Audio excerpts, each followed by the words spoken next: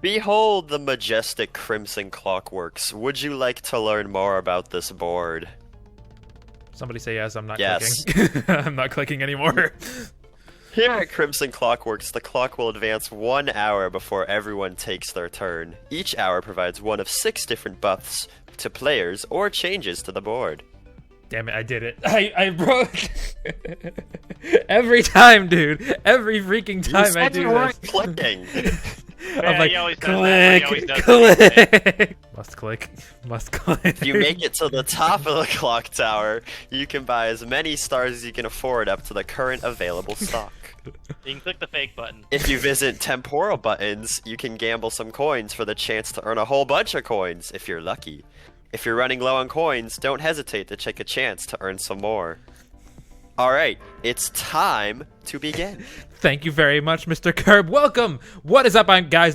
What is up? I am guys. I am the Nerdy Ginger. Welcome to the board spotlight for the majestic Crimson Clockworks, designed by a guy that's around here. Game mode, creative, Yoshi. Say hi. Hey. Where you at? Hi. There Hi. you are. This is the lovely man that designed our soundtrack as well as this board and another board yet to come. We're gonna be showing off this board. Designed the soundtrack or composed the soundtrack? Same Technically, it's thing. composed, arranged. I mean, designed does it works. It's not the wrong term. So yes, as part Or of music putting together like Super Voxel Party 2.0, we recruited some of our most friendly folks on the NerdyGinger Discord to design Loyal. some boards. Loyal. Tell us a little bit about tell us a little bit about this board, Yoshi, and how you came up with it. Way back in the olden days of 1.7.10 Minecraft, Those are the good days. I loved to make Mario Party boards because I was Hell a yeah. Mario Party nerd. And I still am a Mario Party nerd to this day. why And we're so here. I would just make boards in survival Minecraft, and this was one of them that I made. It didn't look like this. I mean, the structure looked like this, but it looked a lot more deserty, per se. But you still called it Crimson Clockworks. Yeah. The reason was because of alliteration, honestly. Like, I have the Clockworks part of Clockworks, and I was like, I need something that starts with C. I know. Crazy. Crimson, Crazy I don't know. Crazy. It could be a lot of things. I just went with Crimson. Once Origin released SVP Maker, I was like, oh, I can put all these boards, in modern Minecraft and actually work with Mario Party functions, because they were kind of just builds back then. And so made them yeah. all that and showed it to them, and then eventually they started developing 2.0, and they were like, hey, do you want to put a board or two in 2.0? I was like, sure. Hell yeah. And so we went through all of them, and we settled on this one and another one that you'll see eventually. Another amazing board, and you made it red. most You made it complex actually one of crimson. all. You made it We actually did make crimson. it red. That was Actually, my suggestion. story behind that was kind of cool, because I remember we loaded it in, and then like Origin put down a command block, and he was like, watch this, and then he just started painting the world red. I was like, what? That's badass. You could just it's like, Fill dang, I didn't know you could do that. replace. Hell yeah. So I mean, I this is- learned something new that day. and it's freaking sweet looking. It's kind of dark and atmospheric too. So like, I dig. I'm glad that we made it like Yeah, this. he put like the little nether wastes, like ambient sounds. that was which is that's a neat touch. Well, I changed the biome to the nether biome, but it was a pain to do that had to do because that that one command layer at a only lets time. you do 1 to 2 layers at a time, and this board's like 100 blocks tall, so that took a while to do, but it definitely was worth it. Definitely, It adds a lot of definitely, atmosphere to the definitely. board. It's And vertical. for anybody wondering, one here is vertical command board. that I used to paint the world red. There you go. Phil commands pretty much. It's Phil commands. Genius. This is so complicated. Thanks for going over this. Anyway, Yep. let's start getting into the nitty gritty on this board. I kind of want to go through. First thing I want to mention, you'll have Stock to show chart. it off on your turn, is the fact that this board has a unique board map, and it has split up into many different map levels. Because one thing you can kind of already notice about this board, it's a very vertical board, meaning if we I'll were to head up here. superimpose all the spaces on top of each other, it looks like a mess. You can't tell where you are. So we created a unique board. This is not the first time we've implemented it, but it is the first time that we've showed off the stock star system as part of this board. So basically, there are 10 stars in stock, and they each And cost this 10 one. coins right now. So Spencer has a crap ton of money, so he can technically buy as many as he wants. I'll and buy then 6, and then now head next on the way person down. who gets here can only buy the max of 4. They can't buy the full 10 because they're gone. I took Indeed. them. If he were to go ahead and buy those 4 stars, though, okay. Oh, well, I can come back. There's a sign down here. There you go. Fantastic.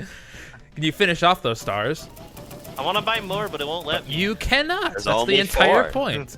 That's the entire point. And you can see that once all the stars are bought, it will restock and potentially re-randomize the price. You can also do this in board editor mode. It is just a basic stock star functionality. Let's break all these barriers out of here. So if you want to set that up to 64 coins per star, you can. Anyway, so as you can see, the stars, there'll be 10 stars in stock, and they can cost 5, 10, 20, 30, or 40 coins. So kind of some of the strategies with this is just kind of getting a bunch of money as much as possible and trying to buy as many stars as possible. But also, you could be really cheeky and try to screw people over. Like, you could kind of do what Spencer did and just like buy all the way up to like 9 stars if you wanted to. The strategy here is you go to the you just leave one in stock, so next person gets you can only buy one, and they I only get 1, and then I'm sad. And before I end my turn, one other thing you may have noticed at the start of my turn is that I think you briefly talked about is each turn there's a clock that'll provide a different effect. Indeed, and that's what I was going to cover next. Turn 1 is all item chests have 2 items in them. Indeed. So unless you roll a 1, you'll start the game with 2 items. So yeah, if you roll a 1, you're SOL, That's because just next sad. turn around you're only going to get 1 item. Yeah, I did forget that there was straight up 1 space in between, but that is one of the benefits of this being like the first one to show up, is that on the first space you'll basically almost guaranteed get this. Now we'll get into some of the rest of the events, where clock strikes 2, bell tolls, making the cause seize up, turning unlucky spaces into lucky spaces. There's only 2 of. There's not that many. There's this one in the bottom right, and I think there's one a little bit further up. There's one at the very top of the board. I'm going like it's like very top of the board. So this one is fairly not super eventful, but hey, there's lucky spaces. You know about the thing now. For number 3, bell tolls, calling gears to turn, revealing some secret passageways. There's basically 3 secret passageways on the board. Actually, since it's your turn, this only will unlock 2 of them. Most of them are towards the bottom of the board, where this one right here is like just kind of a couple of spaces up, and it ends up saving you something like 10 or 11 spaces or something like that. 10 or 11, roughly. Yeah, so it saves it saves like 10. So come on and show it off. You will miss an item shop going this way though. You do get an equipment, which is turned off. And you'll miss the there you are. second shortcut. So there's no way to take the first and second shortcut. Exactly. So the alternative is basically coming all the way up here and cutting down through here, and then you'd end up where this spot would originally be. Yeah, so if you take the second shortcut here, you'll miss the gamble event down TP here. Origin MC. Where is the second shortcut? Saves you about, I think, I'm at it right now. 12. It is a little bit less eventful. There's one extra space in between, but yeah, this one also saves you about 12 spaces, just kind of avoiding you having to kind of go up and around underneath here, skipping temporal buttons. But really good if you can combo it into the third shortcut, which will open up later. It's right here, but this only opens up on clock 6 and 12. And we'll get to that. When the clock strikes 4, the bell tolls, signifying the start of happy hour. Would you like to demonstrate what that does, Spoon? I will, but before I do that, I want to simulate using a golden dash mushroom. Because this is an unofficial axolotl, basically. So every space I go during happy hour gives me 2 coins. So this is when you want to use your movement items. We haven't up that money. Indeed. So yeah, just keep in mind when these events are coming around so that you can specify that and go crazy with it and go crazy getting money. For those who haven't played Mystic Caverns, because I don't know. I got 24 coins here. We just said like axolotl and like that's basically. For those who haven't played Mystic Caverns, it's essentially a mini version of the bottle of honey. So instead of 3 coins, kind of. It's an event, but you can stack items with it. Yes. Unlike the bottle of honey, which is. So you could use a bottle of honey with happy hour, and then if you roll good enough, you get 5 coins per space. Yes. Or the liquid emerald. Wait, what's it called? Berries. What's it called? I already forgot. Barrel of honey. That's the one. We're already on clock strikes 5. Actually, you don't need a duel. What are you doing? You cleared up chat. Well, Strikes 5, you get 3 extra spaces. Yeah. There you go. You get 3 extra spaces on clock 5. Also very simple. More spaces equals more options. So plan good. I make good content, guys. I swear. I don't. More spaces equals more options. Truly a word of our time. And for the last main clock event, Clock Strike 6, causing the gears to turn, revealing all secret passageways. So in addition to this one down here that we already went over, and the one over here. We also have one more secret passageway that's about halfway up. I found the golden poop. But this one takes you from 37 spaces to 2 spaces from the star. All at the top of the board. It sends you all the way up, saving a whopping 35 spaces in the process. So, again, planning out your turns so that you can make that crazy shortcut. That's pretty baller, gotta say. One thing I want to quickly mention about the star that we didn't mention earlier is that if you're particularly playing this in reverse party mode, how it works is that when you go to the star, you'll automatically buy the max amount of stars that you can afford. That is worth going over. Thank you for bringing it, because we have not talked about reverse party anything. But this is like one of the few actual programming points in reverse party. You can also reverse into the star. That is basically also all reverse party mode does is it basically forces you to buy a star when you go over it if you have the coins. And if it's a stock star, then you buy the max amount of stars you can afford. And then it just alters the win calculation so that the last place wins. Yep. And as Mr. Yoshi mentioned, that reverse mushrooms are still valid on this board. You can literally really good, right-click all the way at the bottom. Come down here, Spoon. Come down here. I already showed it at the beginning. Even though it looks like the star is super high in the air and there's no feasible way you can reverse into it, you can reverse into it. Take me away. Do it. You. There he goes. Back down the poop chute. This is why Mario Party 3 didn't have any linear boards, but we decided to make the reverse mushroom, so we gotta live with it and make it work in some way. Normally, it's not the best item, but it's a very situational item. But if you use it at the right time, it can be a huge play. Hell yeah! Next up, let's finally get into the event. Let's finally actually get to some of the events. Most of the normal events on this board are pretty basic. Like this one right here is just gonna send you upward a bit. I wonder what it's gonna do. Tick-tock. Yay. Pain. Up the elevator. Pain. I am being killed by the elevator. There we go. Yep, that basically just kind of gives you a head start on the board. Specifically, it saves you about 11 spaces, give or take, and also sticks you right in front of equipment. You will miss the shortcut if you take it, though. Does miss some duels, does miss some luckies, but I mean the shortcut saves you about the same number of spaces anyway. So I mean, it's nothing too crazy. Let's bring them over to the temporal buttons. This one is a passable Just event. Don't accidentally stand on a space. About halfway up the board. You do actually have to wager 10 of your own coins in order to do it, but then you basically got successive chances to double it. Why don't you come join us? Okay. Originally, when you did this, you didn't actually bet 10 coins. You just got 10 coins for free. So if you had an omnidirectional, you could farm the crap out of this thing. Which you kind of still can. You actually kind of still can. But you still can if you're really lucky. Yeah, if you're lucky, yes. You're going to have a 50% chance the first row to double your money. Then the next row is a 33% chance, cumulative 16.67%. The fourth row is a 25% chance, then a cumulative 4% chance. And then the final row is a 20% chance, but a cumulative less than 1% chance. We're not going to explain statistic probability to you, but take our word for it. Every row adds one more option for the simple way. And you'll get a lot of money if you make it. And only one button in each row is a winning button. So send it. Send it. Let's go left. Oh, he did it. Oh. I don't remember what the way to check which one is correct, but there is a way to do that. But Middle. I don't remember the purposes of it. And we should point out, too, that I would have had 20. He doubled his money there, but because he decided to press another button, he lost it all, so he didn't get anything. Yep, so it's kind of like a deal or no deal type deal, where you can just kind of click here to walk away if you just want to keep whatever money you have. All right, so what's the actual math for that? So it's going to be 40, 80, 160 is your 160. You'll walk away with 160 coins. It's going to be 10 to the power of 5, I believe. Yep. Or no, that's not right. Yeah, that's right. 2 to the power of 5. 2 to the power of 5, yes. Yeah, indeed. So yeah, you can make absolute bank on that one. And you will get to send you to the next event too, because that was a passable event. That is going to be Wipeout. Yeah, you get to play Wipeout. Next we've got up to the Nexus Path. This is basically just a 20-second parkour challenge with some pistons and stuff. You can do it, Yoshi. I believe in you. I wouldn't say parkour. Well, you can jump now though. You didn't used to be able to jump. Just don't get yeeted.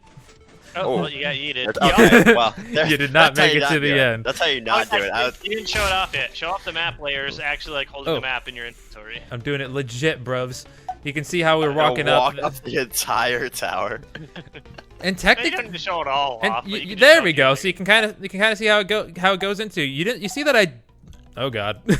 You see that I didn't actually get all of the spaces on this layer because there are some spaces on the outside over there specifically for like the shortcuts. So basically, we have to make a new layer anytime these things might overlap. So here's like another one of the transition areas as we kind of just go into here. Yeah, I probably won't show. I won't show all of these off, but this is kind of. It does make it somewhat difficult. Take the pipe to the top. It does make it somewhat difficult in order to see ahead on the map, but always just remember that you can always stick this into your offhand to enter view map mode. Or That's drop probably. it. And that's probably the preferred way for you to actually figure out where you're going next on this board. So just remember that that is a feature that exists. You should do Wipeout, because I really did bad. I'm gonna be honest, it was because the pistons were so inconsistent. I thought they were like consistent, and just like randomly. They're completely random. They're random, so I was like, oh, okay. All right, let's see how this goes. It just randomly. You can actually jump, so that.